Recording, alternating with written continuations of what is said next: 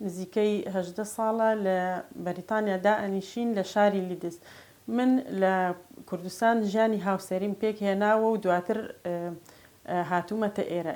ئێستادا خاوەنی 4 مناڵی سوپاس بەخوای گەورە لە ڕووی پەیوەندیە کۆمەڵایەتیەکانەوانێ ئەلحەمدولیلا پەیوەندیمان زۆر پتەوە لەگەڵ ئایلە کوردیەکانە و لەگەڵ ڕەوەندی کوردی. ئێمەش هەر وەکو هەر خانمێکی کورد بەیانیان زوو هەڵاستین لە خەو دەست ئەەکەین بە خواردن دروستکردن و دوای ئەوە سفرەدا ئەخەین چاوەڕێی هاوسەرەکەم و مناڵەکانەکەین کە ڕۆشتون بۆ مزگەوت بۆ نوێژی جەژن تا بگەڕێنەوانێ و نانەکەمان بخۆین بەیەکەوە.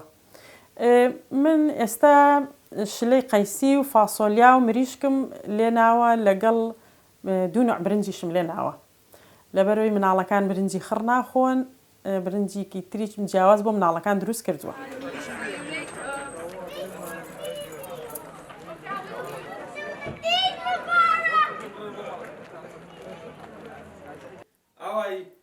فەرموو. عەلەیکوم ئەسسەلام. جەژن مبارەک بێ. گەرمان نازاکە. شوراشی چیمانەیە؟ وەک جاران. فاسۆلیا قەیسی برنج.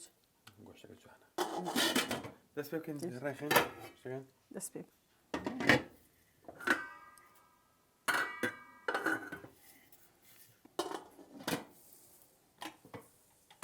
کوڕەکان کاکە وەرە بە ئەو خواردنە دانێ بەساغم.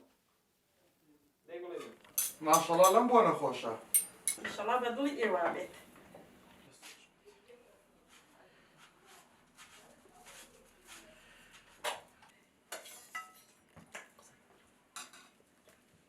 کاکە بۆتان تێکەن؟ ئێوە پێشەوانێ.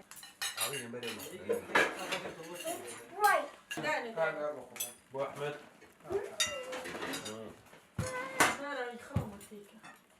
بەس فاتەشی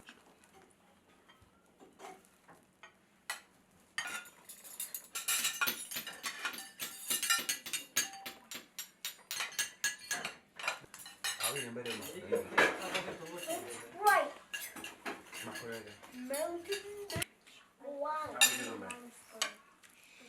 بسمیلایتان لە بیر نەچەدەیت.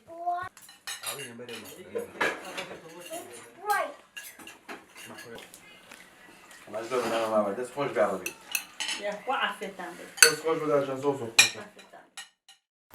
سپاس بۆ خوای گەورە ئێمە جیاوازتر لە شارەکانی تر و لە وڵاتەکانی تر پەیوەندیەکی کۆمەڵایەتی زۆر پتەومان هەیە وەک سەردانیکردنی دۆستان و برادەران و هەروەها دراوسێکان و سەردانیکردنی نەخۆش و هەر شتێکی تایبەتی تر.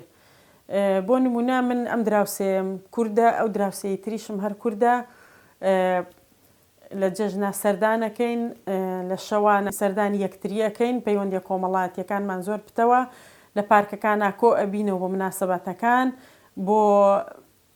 بۆ دەرسی دینی بۆ هەر شتێکی تری ئاینی بێت یاخود هەر شتێکی تر بێ ئێمە کۆبینەوەوەنێ و بەشداری ئەەکەین خواردن دروست دەکەین هەر جارە و لە ماڵێک یا هەر جارە و لە شوێنێک یا هەر هەمومان خواردنەکە کۆ ئەەکەینەوە ئەیبین لە پارکێکە ئەیخۆین و داواکارم لە هەر هەموو تاکێکی کورد هەر خێزانێکی کورد لە وڵاتی بەریتانیا یا لە هەر وڵاتێکی تر سەردانیکردنەکانیان پتە بکەنەوانێ و پەیوەندیە کۆمەڵایەتیەکانیان پتە بکەنەوانێ تا مناڵەکانیش لە کولتوری کوردی تێبگەن و هەروەها دابوونەریتی کوردی و پەیوەندیە کۆمەڵایەتیەکان و دینی ئیسلامیان لەبیر نەچێتەوانێ چونکە بەڕاستی لەم وڵاتەیە دینی ئیسلام لە پێش هەموو شتێکەوەیە کە مناڵ پێی پەروەردە ببێت. ئێمە هەروەک تاکێکی کورد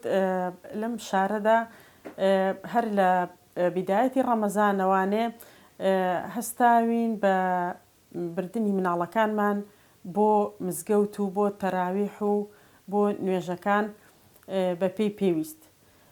هەر ئەمەشە وای کردووە کە مناڵەکان ئارەزووی ئەوە بکەن کە بچن بۆ مزگەوت و سەردانیکردنی مزگەوت. ئێمە مناڵەکانمان وا ڕاهێناوە کە لە چاوەڕوانی جەژن نابن. زۆر بەلایانەوە خۆشە چونکە جەژن هەدیان بۆ ئەکڕین و ئەو کولتورەمان هەر پەرەپێداوە، هەر وەکو مزگەوتی لینکن گرینیش هەموو ساڵێک هەڵدەستێت بە هەدیەکڕین بۆ هەموو مناڵێک بەبێت جیاوازی، کورد و هەر قەومێکی تر بێت بەبێت جیاوازی هەدیە دابەشەکات بەسەر مناڵەکانە. ئێمە لێرەوە زۆر سپاسی مزگەوتەکە و هەموو ستافەکانی مزگەوتەکە ئەکەین بۆ هیلاکبوون و ماندووبوونیان لەم ڕەمەزانەدا.